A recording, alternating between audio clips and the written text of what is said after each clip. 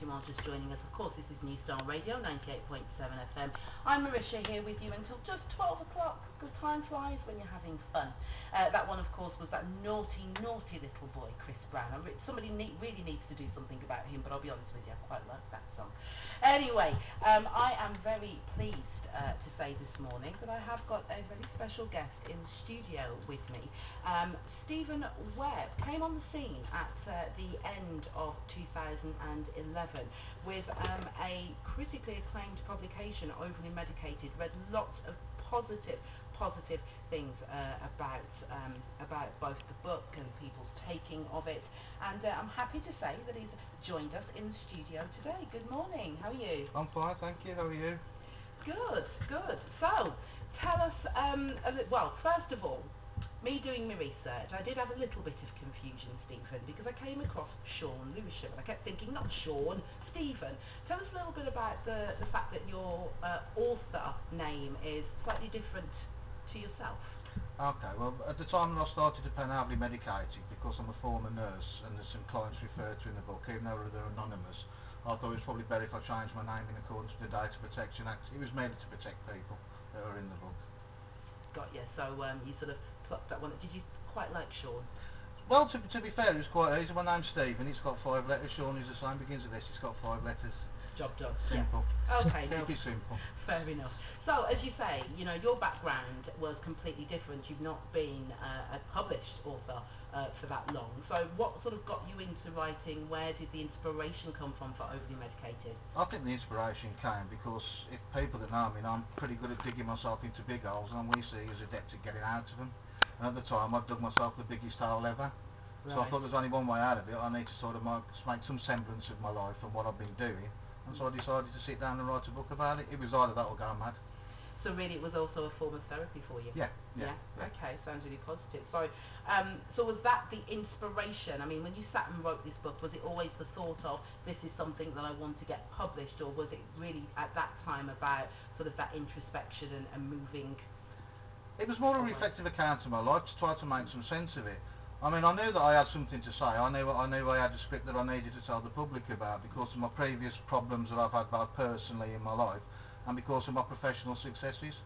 Sometime down the line, people need to know they don't have to suffer alone, and I was there, I was suffering, and I thought I can export this message, it's going to be positive.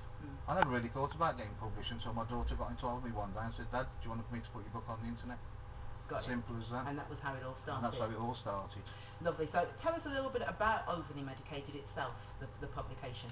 Overly Medicated, it's based on my life story, to be fair. I mean, basically I'm a normal lad who's had normal experiences, but some of them a little bit extraordinary at times. So it starts in 1987 when I used to follow Wolves, and how I met my wife. Basically, it gives a little bit of an anecdotal evidence about a football riot. Not proud of it, but people do what they did in the past. Yeah. And it moves on to how my life evolved, how I got married, became a father, how that broke down. I went through another period where I needed some guidance, and then I sort of found the inspiration by becoming a psychiatric nurse and trying to help people. I always had quite a lot of energy, but most of it was expended maladaptively, if you know what I mean. And this way I could control it and put it into something positive and use my own experiences, both at the hands of the mental health services, to provide a better standard of care today. And Overly Medicated sort of guides people through that journey, how I became a nurse, what I was like when I was a nurse, and how I became manager of my nursing home. It's quite an emotional story because within 10 years of being admitted onto a psychiatric unit, I was actually running the place. Isn't that amazing? And it's funny, I mean, I looked at some of the reviews of what people had to say about Overly Medicated. You know, there was one lady who commented that she comes from Wolverhampton herself. I went to school in Wolverhampton, so I'm thinking Wolves. I'm going, okay, I was down at the football games myself. I was a massive Steve Bull fan back in the 80s. Bless his cotton. I remember the day I got his autograph and everything, so we may have crossed even paths at that point. The only problem is that I would have been so high. So I'm not that old. No, I'm not saying no. I'm just saying I probably wouldn't remember because of that. I couldn't remember because of that. But she was saying she comes from Wolverhampton herself. It gave her fantastic memories of the 80s. She felt it was open and honest. She said it was the kind of book that makes you laugh and cry at the same time. You know, really seems to be something that's touched people. Another reader said that it was a fantastic read. They couldn't put it down, and it's made them really want to see more work come from you. And you know, there are many out there that have read other books that you've written from them, because it seems like in the last sort of couple of years you've become a little bit prolific as a writer. You've got quite a few books out. Tell us a bit more about those. Well, like I say, Overly Medicated was first put onto the internet in 2011. I think within a year later I'd write another 5 more. It wasn't taking me a long time to write the books. No. So it's a process to write a book, but if you're dedicated, you're hard working and you are inspired, you can write a book in 3 months if you put your mind to it. Obviously writing Overly Medicated was quite a profound moment in my life. I realised then that I could actually sort of articulate my thoughts onto paper, and I decided that maybe this is what I wanted to do with the rest of my life. It came in a stage again where, because of my previous convictions, I was finding it very hard to find a job. Right. Obviously because of my conflict with the Nursing and Midwifery Council, I needed something to use my time constructively, because as Overly Medicated will point out, if I haven't got something in my life, I will start doing stupid things. And then so that's I started writing. Ripper was my second book, and Ripper actually got in the top 10 in the country. So that's my biggest commercial success. After that there was Hooligan. Don't get fooled by the name, it's actually quite a clever account into the antecedents that go into becoming a football hooligan, with quite a moral subtext that runs throughout the book. And then I've now started doing sequels, so we can now build on the initial good work. Overly Medicated, the sequel was released called Outcasts. Yeah, and I'm now then I did Rave, which was again based on my life experiences in Wolverhampton, about the club scene around there. So that again, it's not a true story, but it's based upon people I know and composite characters. Right. And I'm currently writing the sequel to Rave, which is again is quite a well received book. It is, Yeah, it is, yeah. yeah, no, again, been reading really good reviews about that, and I think, I suppose what sort of surprised me in a way, or the question that came to my mind was, as you say, you sort of gone through this process. Overly Medicated was, a journey in a sense for you, and part of you developing yourself and bringing your life back together. But since then, you've sort of just been on this rush, and I suppose my question becomes, how do you go from sort of not doing any writing in that sense to publishing 5 books? I think you said now you've got a total of 7 out there in a couple of years. I think maybe you just turn the tap on and then the inspiration just flows. I think once you realise what you want to do, there's no point messing about with it. You've got to go for it, and that's been my ethos in life. If you want something hard enough, you will go out and get it. I wanted to be a nurse, I achieved it. Never mind being put into a psychiatry unit. Now I want to be an author. I've achieved what I wanted to be. I've had a critically acclaimed novel, I've had the novel in the top 10, but now I need to take it to the next echelon, where my book is they're more received in the wider public, because again, being an author, it's all very well and good, but you've still got to promote your work in the wider environments. And that brings me nicely onto the business that goes behind this. So how have you found that business and actually breaking through? Because I get the feeling that, based on the feedback you've had from the people who have read your books, that if you get to a wider audience, that acclaim is just going to come thick and fast. I agree with you. Hopefully that'll be true. It's very, very hard to break through in what they call the traditional publishing world. Yeah.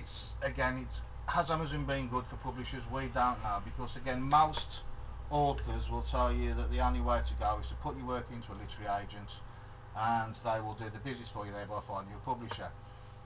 That's all very well and good, but without being too offensive to literary agents, many of them are media types that are champagne down London. Yeah. And unfortunately, the tale of a black country lad who's done bad, made good, done bad, made good, didn't appeal to me, even though I think the message is quite profound and should be taken up. However, I have to, in their defence, I'm not sure that my work was skillfully crafted enough at that time. My writing's still in the evolutionary stage, but it's getting better and better and better. I'll be my first critic. I have got good reviews, but the one I prefer the most is when they describe my works as a diamond in the rough. Yeah. Which is the one I can most empathise with, because I totally agree with it. However, the diamond is starting to be polished and it's starting to sparkle. Will I go down the traditional line? No, I don't think I will do. I think I'll continue to work with good people who have helped me to get this far, and try to promote myself that way. Lovely. So what sorts of things, I mean, you mentioned your daughter, for example, saying to you originally, do you want to put this on the internet? I mean, what sorts of other activities are you doing to get the word out there? Basically, I've now developed a relationship with a company called Other People's Data, which are based in Dudley, which have shown me how to promote the books. But basically, it was through viral advertising, through media. That's all the sort of way I could go about it, because of the money situation, was to go through Facebook, Twitter, Tumblr, and try to get viral advertising, which again worked for Ripper. But it's very, very, very difficult in what is a massively competitive market to sort of maintain that high profile. I release a book, I have a little fan base that'll take it up to a certain echelon, but again, it's making sure that it keeps to that standard. And again, I think there's 150,000 titles released every year. There's 1 million books available on British Kindle alone. There's 3 million on the US. But currently I'm trying to break through into the US market, which is again proving very difficult, but I have just received my first royalty in dollars.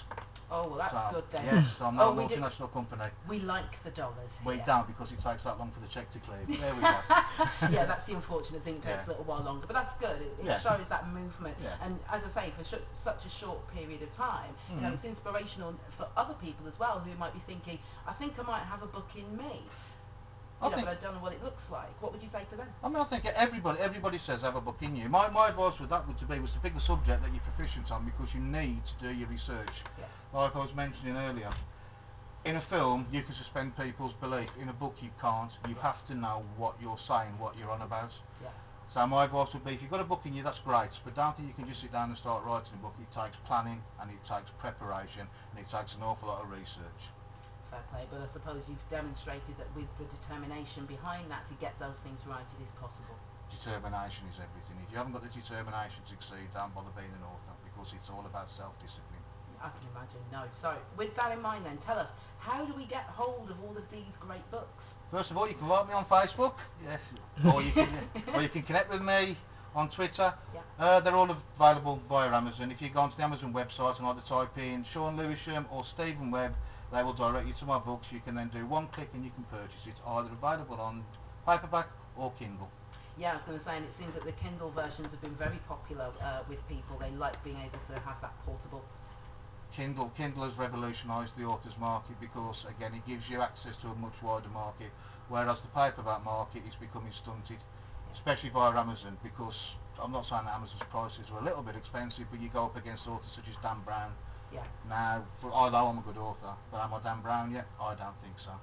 Fair play. So it seems like you are really your biggest critic. Yeah, yeah. But what I would say to anyone out there is particularly those with local interest, do look at the range of books that are available from Stephen Webb. As I say, in addition to that, he's known online as Shaun Lewisham. I had to look myself, and it is proven if you type either of those into a Google search engine, it will direct you straight to him.